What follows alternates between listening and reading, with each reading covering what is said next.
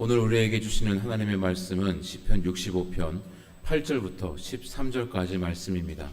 구약성경 847면입니다. 하나님의 말씀을 봉독합니다. 땅끝에 사는 자가 주의 징조를 두려워하나이다. 주께서 아침 되는 것과 저녁 되는 것을 즐거워하게 하시며 땅을 돌보사 물을 대어 심히 윤택하게 하시며 하나님의 강에 물이 가득하게 하시고 이같이 땅을 예비하신 후에 그들에게 곡식을 주시나이다. 주께서 밭고랑에 물을 넉넉히 대사 그 이랑을 평평하게 하시며 또 단비로 부드럽게 하시고 그 싹에 복을 주시나이다. 주의 은택으로 한 해를 관시우시니 주의 길에는 기름 방울이 떨어지며 들의 초장에로 떨어지니 작은 산들이 기쁨으로 띠를 띠었나이다. 초장은 양떼로 옷 입었고 골짜기는 곡식으로 덮였으며 그들이 다 즐거이 외치고 또 노래하나이다. 아멘. 가브리엘 하나님 감사합니다. 기도합니다. 좋으신 하나님, 우리의 삶을 주관하시고 지키시고 인도해 주셔서 여기까지 은혜 가운데 살게 하시니 감사합니다. 반년을 돌아보며 하나님의 은혜 아닌 것이 없음을 깨닫기에 오늘 또 맥주 감사 주일로 하나님께 영광 돌립니다. 우리 마음과 예물을 기쁘게 받아 주옵시며 항상 주님의 은혜 아래 거하는 삶이 되도록 복을 내려 주옵소서. 이 시간도 말씀 들으며 감사가 풍성해지는 마음을 갖기 원하오니 성령이여 주장해 주옵시며 각자 심령 가운데 역사하여 주시옵소서. 귀한 찬양 연주 받으시니 감사합니다. 항상 한결같은 모습으로 충수하는 저들에게 하늘의 상이 있게 주옵시며 이 땅을 살면서 힘들지 않고 외롭지 않고 고통당하지 않도록 날마다 은혜로 함께 주시옵소서. 감사합니다. 예수님 이름으로 기도하옵나이다. 아멘. 하나님의 크신 복이 여러분 가정에 넘치길 바랍니다. 로빈슨 크루소라는 책을 우리는 잘 압니다. 다니엘 대포가 쓴 이 책에 이런 이야기가 있지요. 이 로빈슨 크루소가 대서양 한가운데서 배가 난파를 당하고 겨우겨우 자기 혼자만 무인도에 살아남아 표류하게 됩니다. 처음에는 사람도 없는 이 무인도에 자기 혼자 살 것을 생각하니 너무도 막막해서 불평하고 짜증내고 신세 타령하면서 한탄을 했습니다. 그러다가 이럴 것이 아니라 한번 생존할 전략을 세우고 살아보자 하는 마음으로 이제 살아갈 마음을 다지면서 마침 저 멀리서 밀려온 난파된 배에서 여러 가지를 생필품을 찾고 그러면서 종이도 있고 펜도 있기에 그는 감사하면서 한번 적어보고 어려움도 적어보면서 어려움을 헤쳐보자 하는 마음으로 종이에다가 반쪽은 지금 현재 처한 어려운 상황을 적어보고 또 반쪽은 그래도 불구하고 감사할 것들이 무엇인가를 적어보기 시작했습니다. 그랬더니 먼저 그가 인간 사회에서 문명 사회에서 추방당한 것 같은 현실에 불행함을 느끼지만은 그래도 주변을 둘러보니까 굶어 죽지 않을 만큼 먹을 것이 있다라는 것에 감사를 적습니다. 또 그의 몸에 걸친 옷이 너무 해져서 좋지 않아 불행할 것 같지만은 그러나 사실 옷이 필요 없을 만큼 기후가 좋고 살만하니까 또한 감사하다는 것. 그에게 자신을 보호할 방어 도구가 하나도 없지만은 다행히 감사하게도 그 섬에는 자신을 공격할 만한 맹수가 없다라는 것에 너무너무 또 감사했습니다. 또 이야기할 상대가 없지만은 내 기도 들어주시는 하나님이 계시다는 것에 또한 감사했습니다. 생필품도 없고 구할 방법도 없다는 것이 불행하지만은 파손된 배가 멀지 않게 있어서 그나마 살아가는데 어려움 없는 것들이 있으니 또한 감사하다라고 적는 것입니다. 이같이 이 로브슨 크루소가 자신의 감사할 요소를 찾아보니까 그곳에서도 감사할 것이 많이 있더라는 것입니다. 그래서 마지막 결론을 내린 것은 삶이 비참한 상태에 놓인 것처럼 보이지만 그런 가운데서도 감사할 수 있는 조건이 많이 있다라는 것입니다. 우리도 마찬가지지요. 아무리 사람이 어려운 삶에 처한다 할지라도 그곳에서도 감사할 거리를 찾아보면 있다라는 것입니다. 그래서 이 로버슨 크루소가 나중에 많은 것을 깨달았지. 그는 남파대에서 무인도에 살아보기 전에는 문명사회의 고마움과 감사가 얼마나 큰지를 몰랐지만 그런 경험을 하고 나서 지금 보니 모든 것들이 얼마나 감사한지, 얼마나 고마운지, 얼마나 다행인지 모르겠다라는 겁니다. 이 말은 감사할 수 있는 마음은 좋은 환경이나 풍요로움에서 오는 것이 아니라 모든 삶에 감사가 널려 있다라는 것입니다. 여러분도 아시겠지만은 다시 한번 내 주변의 모든 것이 감사하다라고 믿으시고 감사를 찾아보시기 바랍니다. 오늘 본문에 다윗은 자신의 삶을 되돌아보면서 자신의 삶에 베풀어 준 하나님의 은혜가 얼마나 큰지를 생각해 보면서 찬양하고 있습니다. 자신의 삶에 은혜를 베푸신 하나님을 오늘 본문에서 살펴보니까 다윗은 한마디로 돌보시는 하나님이다 라고 고백하고 있는 것이죠. 그러면서 8절에 보니까요, 주께서 아침 되는 것과 저녁 되는 것을 즐거워하게 하시고 그랬습니다. 여러분, 아침이 오는 것을 감사하며 즐거워해 본 적이 있습니까? 저녁이 오는 것을 감사하면서 즐거워해 본 적이 있습니까? 그렇게 느끼고 감사하는 사람도 많이 있지만은 그러지 못하는 사람도 많이 있습니다. 저는 군대 얘기 어쩔 수 없이 또 해야 되겠습니다. 제가 군대에서 정말 뼈저리게 느낀 게 아시다시피 논산 훈련소 가면은 하루 종일 훈련하잖아요. 훈련 안 하면 작업을 하고 거기서 끝나는 줄 알았더니 자대 와서도 또 불사조 훈련이라고 해서 우리가 무슨 불사조인지 불멸의 투사인지는 모르지만은 얼마나 혹독하게 하루 종일 얼차례 훈련을 시키고요, 견디게 하고 고통을 주는지 모릅니다. 여러분, 그럴 때에 간절히 기다리는 게 뭐겠습니까? 빨리 저놈의 해가 지고 밤이 왔으면 좋겠다. 빨리 해가 지고 밤이 왔으면 좋겠다.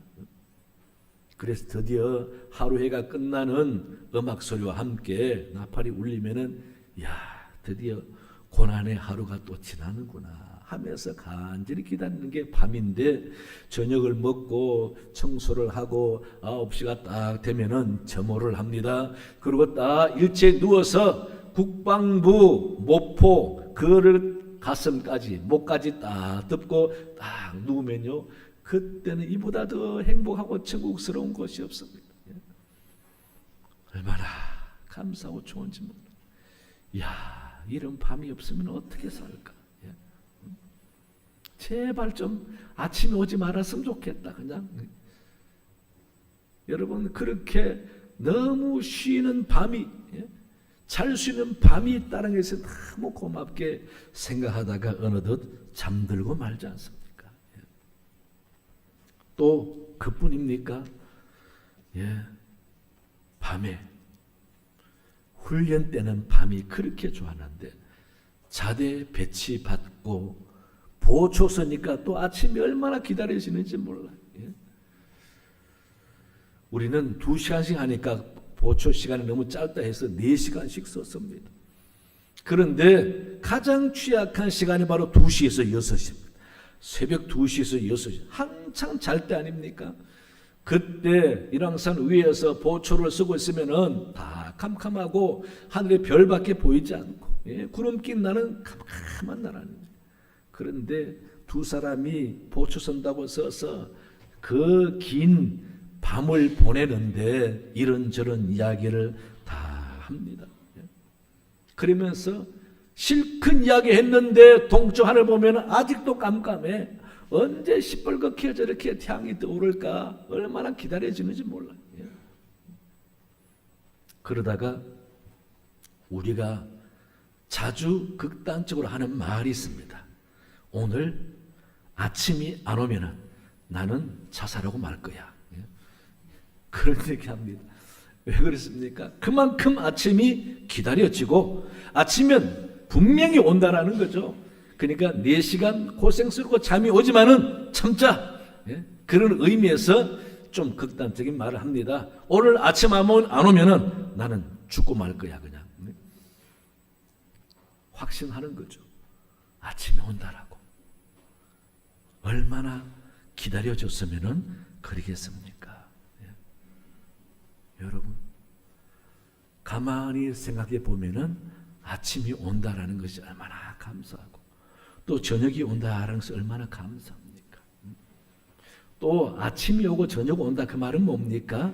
변함없이 하루가 오고 쉴 밤이 오고 변함없이 내일이 오기 때문에 계획할 수가 있다라는 것, 또 꿈꿀 수 있다라는 것, 또 내일 오면은 하고 싶은 일들을 기대하고 밤을 편안하게 잘 수가 있다라는 것 얼마나 좋습니까?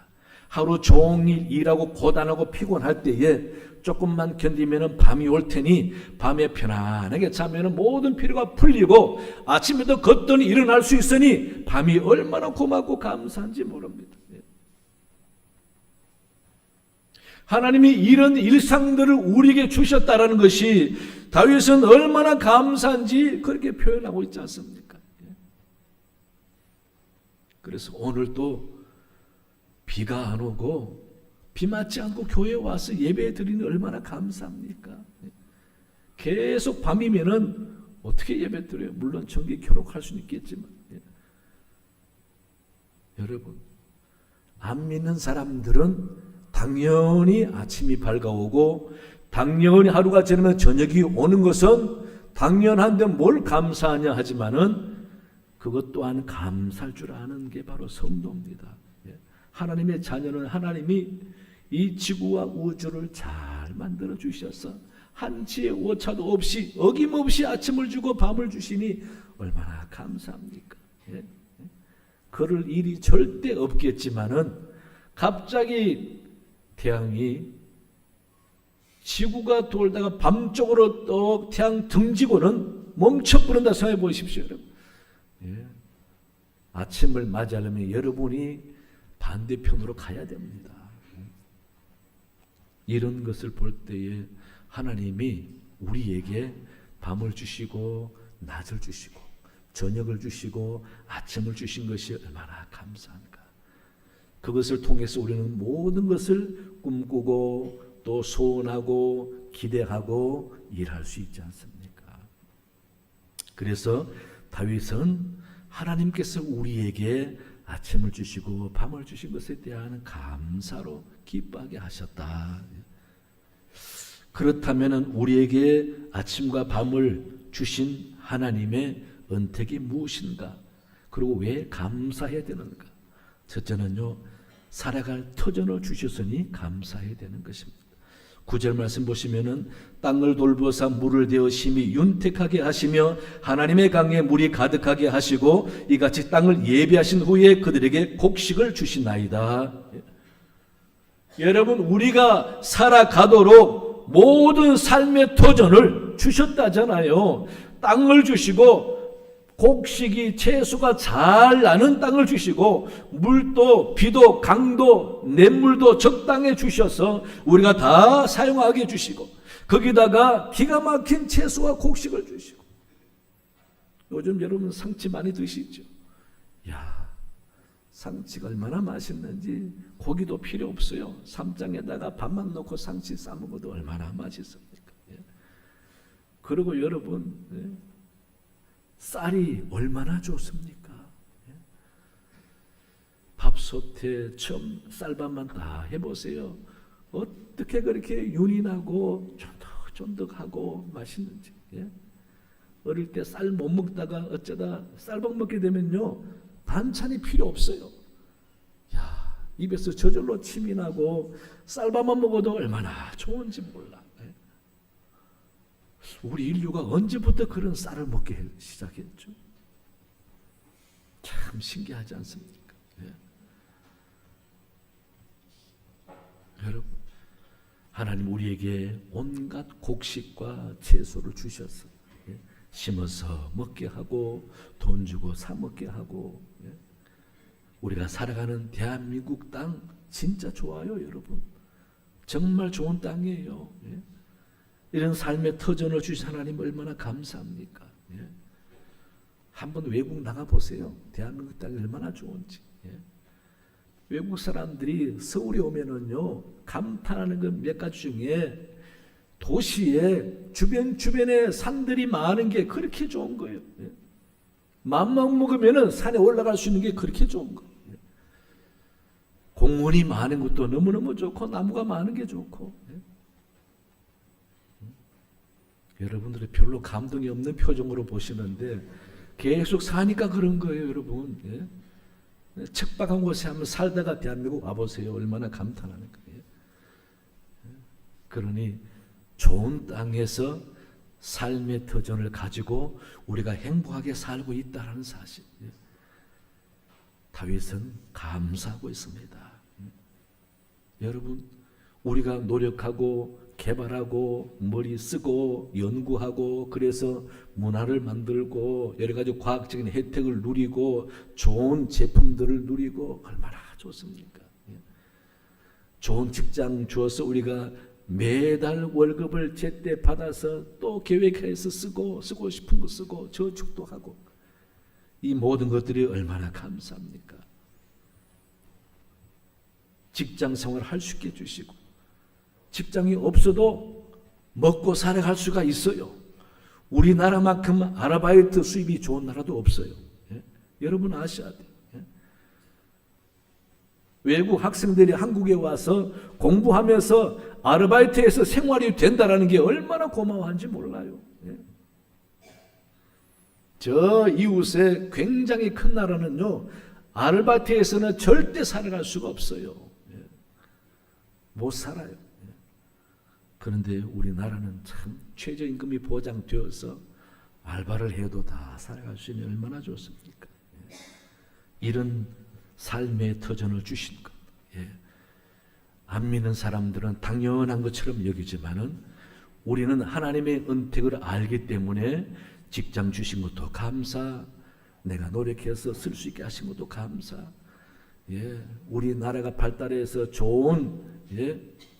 모든 분야에 인프라가 잘 돼 있어서 너무너무 감사. 예. 얼마나 감사한지 모릅니다. 이런 감사 하나님이 우리로 하여금 살도록 삶의 터전을 주셨다라는 것. 여러분, 땅이 있어도 곡식을 심어도 안 나고 물이 줘도 안 나고 나무 심으면 말라 죽고 비도 오지 않고 해보세요, 여러분. 내 모든 수고가 헛일이고 그곳에 결국 못 살고 이사 가야 돼. 여러분, 은평구도 이 연신내 불광동도 살기 좋잖아요, 그죠? 예? 얼마나 살기 좋습니까? 예? 북한산이 높게 옆에 있어서 다른 시내보다 온도가 조금 낮아요. 예? 그리고 또 우리 재래시장, 연수시장이 있어서 얼마나 좋습니까? 별별 거 다 있고 할머니 할아버지들이 이렇게 길가에 내놓고 또 예, 싱싱한 채소를 팔고 예, 얼마나 연신내가 참 살기 좋은지 몰라요. 이런 좋은 곳에 사는 것도 은혜요 복이다라는 것을 여러분 기억하시기 바랍니다. 하나님 이같이 우리에게 삶의 터전을 주셨어요. 그래서 하나님께 이 삶의 터전을 주심에 대한 감사 노래하는 다윗처럼 여러분 마음에도 항상 감사가 넘치시길 바랍니다. 그래야 복을 받고 잘 뜹니다. 독일 신학자 보네퍼는 인간은 감사를 통해 부자가 된다라고 말을 했습니다. 삶의 터전을 주셔서 꿈을 꾸고 계획하고 살 수 계신 하나님께 늘 감사하는 여러분 되시기 바랍니다. 둘째는요, 우리의 수고가 헛되지 않게 하시니 감사합니다. 10절 보시면 주께서 밭고랑에 물을 넉넉히 대사 그 일항을 평평하게 하시며 또 담비로 부드럽게 하시고 그 싹에 복을 주시나이다. 때를 따라 비를 적당하게 주시니 내가 열심히 밭고랑을 탈고 씨를 뿌려 놓으면은 하나님이 비를 주시고 물도 데일 수 있게 주셔서 보람되게 그 채소와 곡식이 자라나게 한다라는 겁니다.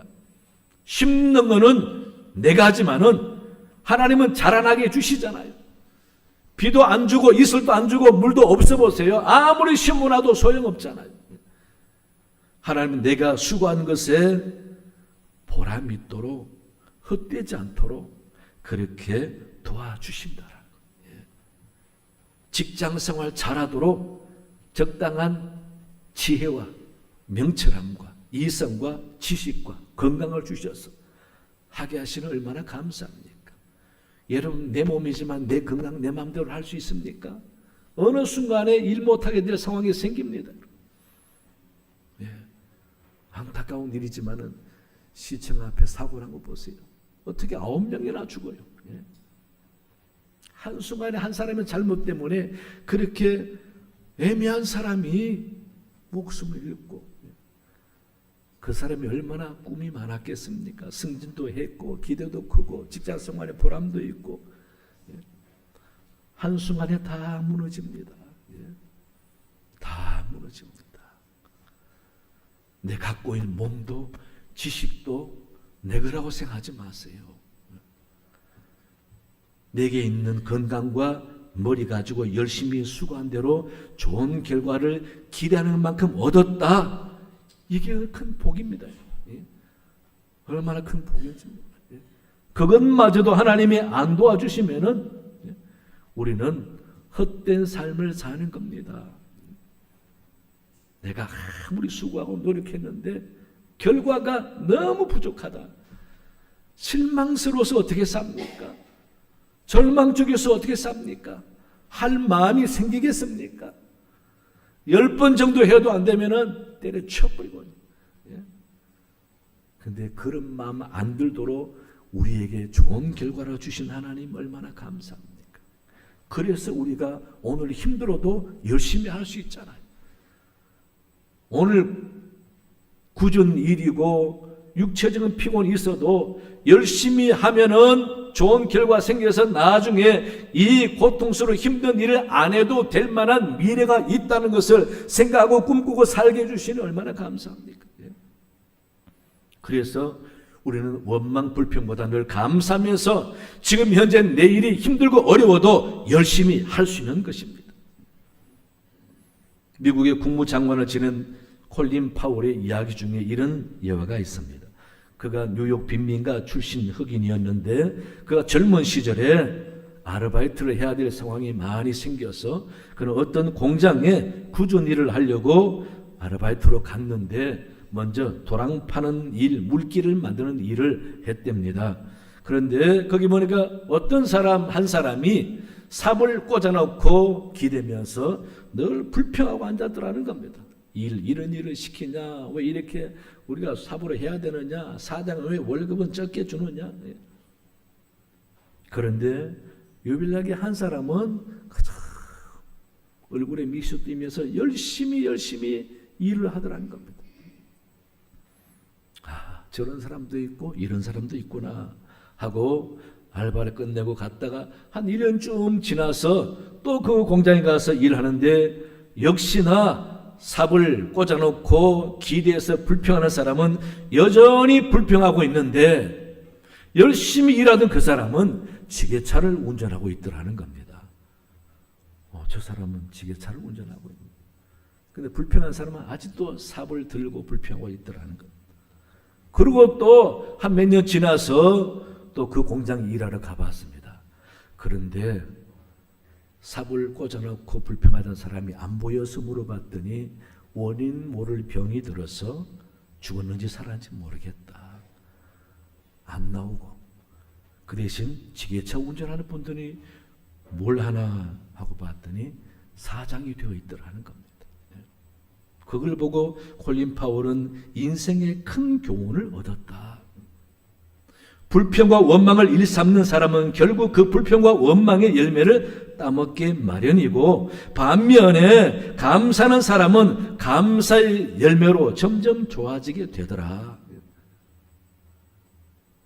여러분, 당연한 것이죠. 서양 속담에도 그런 말이 있잖아요. 행복은 언제나 감사의 문으로 들어와서 불평의 문으로 나간다라는 말이 있습니다. 또 불평하면은 천국도 지옥이 될 수가 있지만 감사하면은 지옥이 오히려 천국이 될 수도 있다. 여러분, 우리가 열심히 계획하고 노력하고 땀 흘리고 수고한 대가를 얻을 수 있다는 것, 여러분 얼마나 감사한지 모릅니다. 하나님이 우리의 수고를 헛되지 않게 해주신다라는 겁니다. 지금까지 원래도 살아오면서 여러분 열심히 뼈 빠지게 수고했는데 헛일이다라는 생각 있습니까? 하는 대로 하나님 주시는 것, 일도 하는 대로 결과가 오고, 신앙생활도 열심히 잘하는 대로 응답 주시고 복을 주시고, 뭐든지 우리가 잘하는 대로 주시니 얼마나 감사합니까? 우리 믿는 사람들은 하는 대로 돌아오는 것을 당연하게 여기지 마시고, 내가 땀 흘리고 했으니까 당연히 내 거지, 내가 돌아오는 건 당연한 거지, 아니에요. 하나님이 허락지 아니하면은 헛일이 될 수 있다는 사실을 아시고 항상 감사하는 여러분 되시기 바랍니다. 세 번째는요, 보람과 영광을 주시니 감사합니다. 11절 보세요. 주의 은택으로 한 해를 관씌우시니 주의 길에는 기름방울이 떨어진다. 한 해를 관씌워 주셨다. 이 말은 밀관을 주신다, 보상을 주신다라는 거죠. 예. 기름방울 떨어진다 이 말은 풍성하고 보기 좋다라는 말입니다. 예. 곡식이 잘 익어서 토실토실할 때 기름이 절절 흐른다라고 표현하죠. 그만큼 하나님께서는 우리가 열심히 살아가면서 수고하는 만큼 그대로 풍성하게 주시고 잘 되게 주셔서 마음껏 누리게 하시고, 그것을 통해서 우리가 만족하게 해주시고 보기 좋게 만들어 주신다는 것입니다. 얼마나 감사합니까? 그래서 우리는 일상에서 평범하게 보는 모든 것들 속에서 하나님의 은택을 볼 수가 있어야 합니다. 그것이 바로 신앙입니다. 믿음 없는 사람은 일상에서는 당연한 것으로 여기지만은 믿음 있는 사람은 평범한 일상 속에서도 하나님의 은택을 보면서 감사가 오는 것이죠. 내가 열심히 씨 뿌리고 수고해 놓았는데 하나님이 비를 내려 주시고 땅도 좋게 만들어 주시고 해주지 않아서 결과가 나빠버리면은 우리는 살아가는데 아무런 소망이 없습니다. 내가 하는 대로 좋은 결과로 열매 맺게 주시니 더 기대를 가지고 열심히 하고 또 소원을 가지고 열심히 하고 다른 것을 꿈꾸면서 열심히 해볼 수 있는 의욕이 생기지 않습니까? 그래서 그 결과를 보면서 만족하고 감사. 야, 감사하다. 사업하는 사람들, 직장생활 하는 사람들, 한 해 지나고 보니까 참 감사하다. 그렇게 하나님께서 1년 동안에 우리가 수고하는 대가로 만족을 주시고 풍성함을 주셔서 관씌우시고 보람되게 하시고 또 풍성하게 하신다라는 것입니다. 여러분, 예수님께서 마태복음 5장 45절에 보면은 하나님이 그 해를 악인과 선인에게 비추시며 비를 의로운 자와 불의한 자에게 내려주심이라 라고 말씀하셨어요. 이 말씀의 의미가 무엇입니까? 선인과 악인, 의로운 자, 불의한 자가 다 하나님의 은택을 누리고 있지만은 악인과 불의한 자는 하나님의 은혜인 줄 모르고 감사할 줄 모르는 거죠. 그러나 신앙인은 하나님의 은혜인 줄 알기에 평범한 생활 가운데 햇빛을 통해서 감사하고 비를 통해서 감사하고 낮과 밤을 통해서 감사할 수 있는 것이 바로 믿음 있는 사람이라는 것입니다. 따라서 믿음 있는 사람과 없는 사람은 얼마나 하나님의 은택을 헤아려 보면서 감사하느냐 안 하느냐 달려 있다는 것입니다. 그러므로 여러분, 하루 동안에 내가 감사하지 않는다면은 내가 진짜 하나님의 자녀인가 믿음 있는 사람인가 의심해 봐야 합니다. 하루 동안에 여러분 적어도 3번 이상은 감사가 나와야 합니다.